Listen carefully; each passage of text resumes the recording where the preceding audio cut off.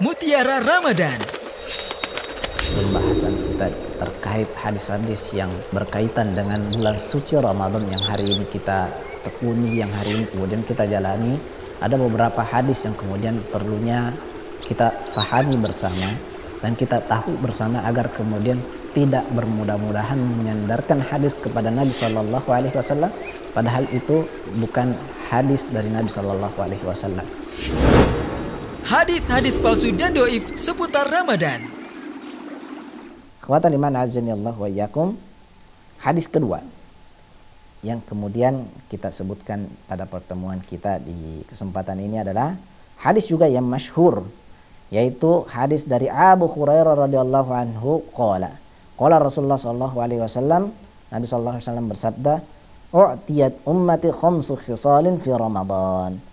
Umatku diberi 5 hal yang belum pernah diberikan kepada umat-umat sebelumnya ketika di bulan Ramadan. Apa itu? Kata Nabi sallallahu alaihi wasallam, lam tu'taha ummatun qablahum.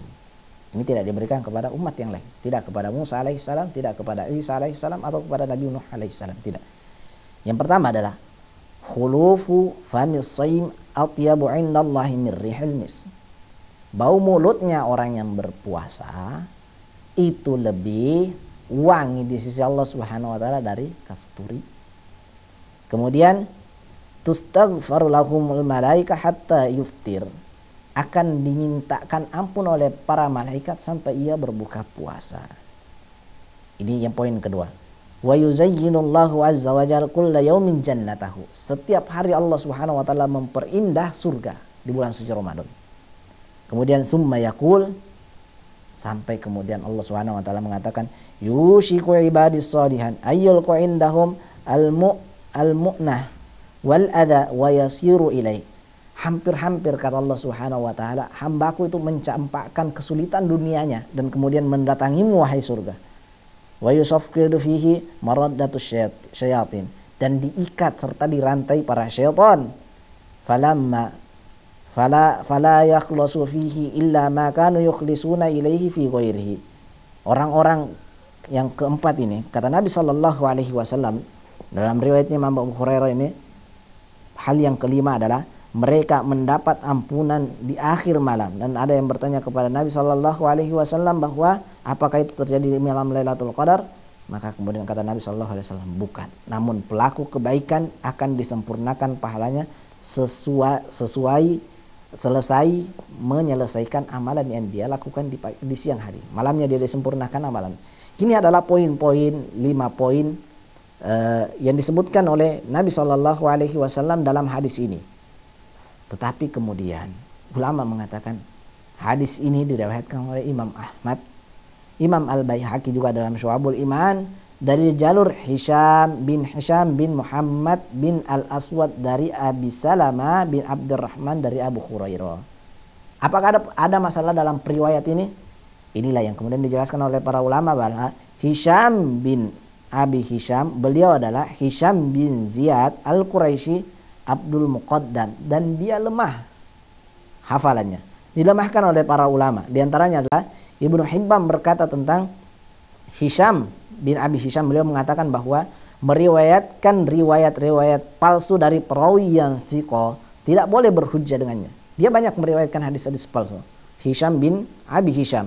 Kemudian Imam Ad-Daruqutni mengatakan bahwa lemah, orangnya lemah. Ditinggalkan hadisnya oleh Ibnu Mubarak. Ibnu Mubarak tidak berhujjah dengan hadisnya Hisham bin Abi Hisham. Kemudian Imam Al-Ijli berkata bahwa dia lemah. Adapun gurunya, yakni Muhammad bin Muhammad Al-Aswad, adalah perawi mastur, yaitu majhul hal.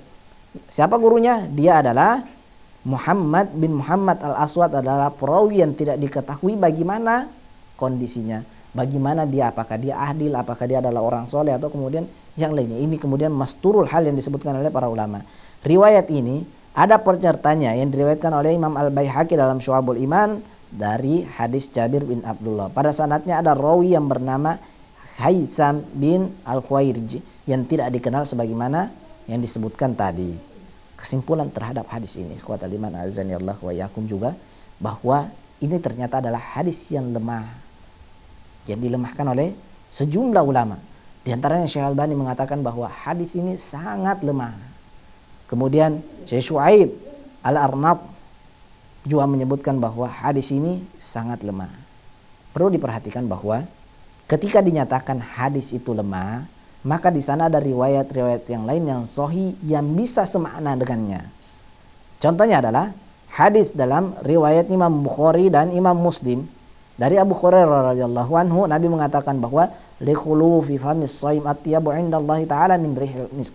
Ini adalah hadis yang sahih yang riwayat Imam Bukhari dan Imam Muslim dari kemudian Abu Hurairah. Tapi hadis yang sebelumnya tadi yang kita sebutkan itu adalah hadis lemah yang kemudian dilemahkan oleh para ulama dari jalur Hisham bin Abi Hisham.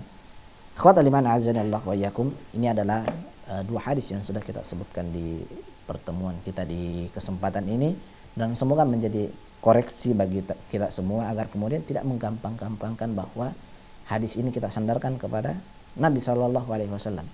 Karena jangan sampai kita menyebutkan satu atau dua kata lalu kita sandarkan kepada Nabi, lalu Nabi mengingkarinya pada hari kiamat bahwa siapa yang mengajarimu, siapa yang mengatakan kepadamu bahwa aku mengatakan hal itu.